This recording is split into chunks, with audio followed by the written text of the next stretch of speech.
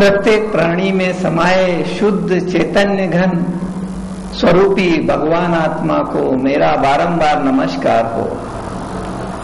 साथियों, भक्त से भगवान की ओर की इस अगली श्रृंखला में मैं आपका स्वागत करता हूं। इस संसार में हर प्राणी सुख चाहता है और दुख से दूर रहना चाहता है, लेकिन इस संसार में वो जन्म लेते से ही सुख पाने के लिए किन किन दुखों में निमग्न हो जाता है, किन दुखों को पार करके वो सुख पाने की चेष्टा करता है, यह आपको विदित ही है। एक छोटा से छोटा सुख प्राप्त करने के लिए भी आपको घंटों दुख की सामग्री से निपटना पड़ता है, तब कहीं वह सुख मिलता है। जैसे अपने परिवार के लिए आजीविका कमाने के लिए आपको 8 से 12 घंटे मेहनत करना पड़ता है, और जो भाई हमारे बिजनेस में रहते हैं वे कई बार 12 से 16 घंटे भी उनको मेहनत करना पड़ती है, तब कहीं वे अपने घर के लिए, अपने परिवार के लिए, अपने बाल बच्चों के लिए सुख की सामग्री इकट्ठी कर पाते हैं, उन्हें भरपेट भोजन करा पाते हैं। कई ऐसे हमारे दीनहीन जन हैं कि वो दिन रात मेहनत करने पर भी, दिन रात अपने पसीना बहाने पर भी, पत्थर फोड़ने पर भी 2 टाइम के लिए अपने परिवार के भोजन की व्यवस्था भी नहीं कर पाते हैं। ये स्थिति सबको दिखती है, लेकिन कोई भी दूसरों के दुख से दुखी नहीं होता है। स्वयं को कष्ट आता है तभी वो दुखी होता है। कहा भी है कि जो दूसरों की पीड़ा समझता है वही सच्चा उस दुख को दूर करने का उपाय कर सकता है। हे प्रभु, ये किसी दूसरे को जो आप देख रहे हो वो कोई दूसरा नहीं है, वो आपके ही भव हैं, आपके ही फोटोग्राफ हैं। आपने भी किसी समय, किसी काल में उस भाव में जन्म लिया है, वैसी ही आपकी पीड़ा रही है, वैसे ही आपने दुख उठाए हैं।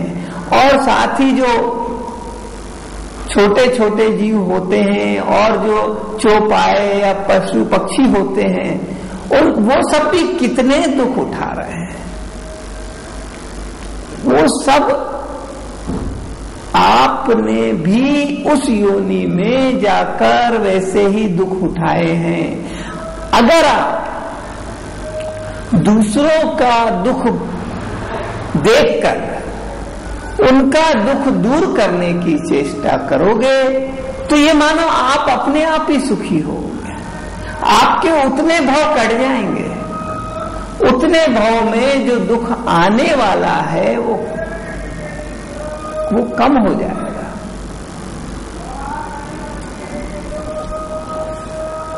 ये संसार का सुख कैसा है? देखिए, एक बहुत सरल उदाहरण से आज हम इस पर भी चर्चा करते हैं। ये संसार का सुख तो दलदल में खिलने वाले कमल के फूल की तरह होता है। जहां पानी कीचड़ होता है वहां कमल भी खिल जाते हैं। अब वो कमल, खिला हुआ कमल देखकर कोई उसको तोड़ने की इच्छा करे तो क्या होगा? वो जैसे ही उसको तोड़ने के लिए दलदल में उतरेगा, वो उस दलदल में और फंसता जाएगा, और जितना प्रयत्न करता जाएगा वहां से निकलने की, उतना ही वो दलदल में समाता चला जाएगा। और एक समय ऐसा आएगा कि वो पूरी तरह दलदल में खोकर अपने आप को नष्ट कर लेगा।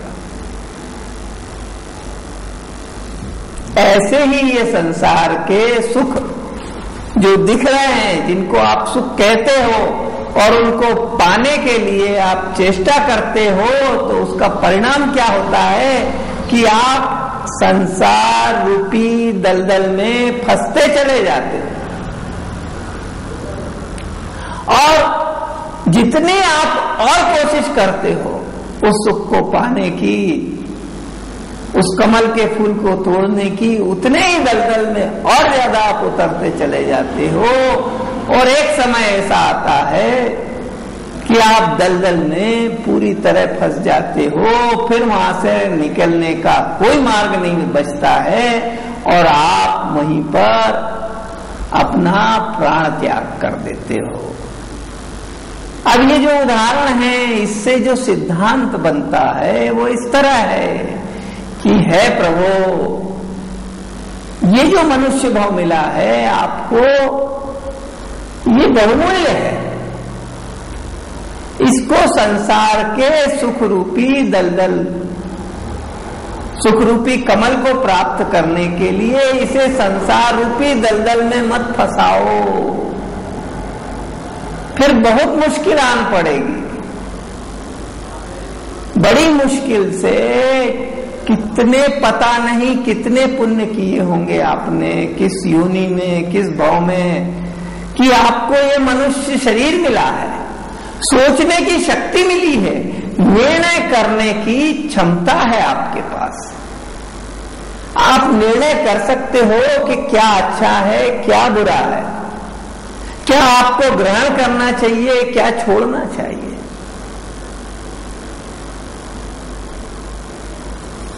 आपके लिए कौन सी वस्तु उपयोगी है, कौन सी आपके लिए फालतू है। अब अगर आप निर्णय नहीं करेंगे और संसार के सुख को प्राप्त करने की मृग मरीचिका में अपने आप को दुखों के सागर में, दुखों के दलदल में डुबा दोगे तो क्या होगा। ये जो बहुत मुश्किल से प्राप्त हुआ मनुष्य शरीर है, मनुष्य भव है, जिसमें आप अपना कल्याण कर मुक्त हो सकते हैं, तीन लोक के नाथ बन सकते हैं, सर्वज्ञ बन सकते हैं, परमात्मा बन सकते हैं, वो आप फिर पुनः पता नहीं कितने काल के लिए मृतक तुल्य होकर फिर 84 लाख योनियों में चले जाओगे और वहां पर जन्म मरण करते करते अनंत अनंत काल तक वहीं पर रुलते रहोगे। इतना सा सुख बूंद बराबर भी नहीं कह सकता, इतना अल्प सुख आपको इस मनुष्य भाव में आप संसार से प्राप्त करने की कोशिश करते हो और अनंत अनंत काल के लिए दुख के सागर में डूब जाते हो। सोचो प्रभु, क्या ये आपकी ही बात नहीं हो रही है? क्या आपकी ये चर्चा नहीं है? क्या आपका ही ये भवितव्य नहीं है? आप अपना भविष्य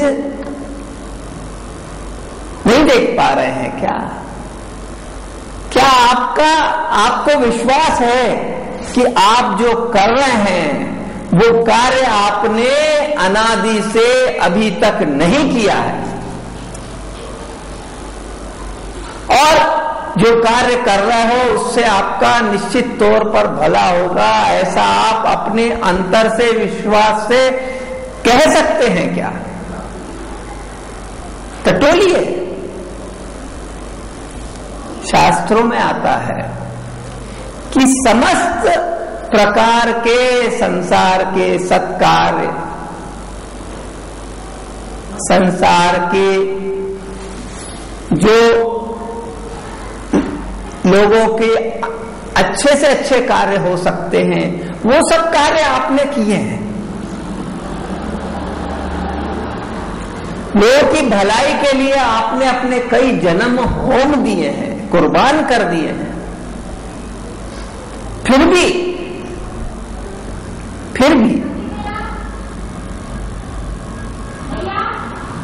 काम, क्रोध, लोभ सबको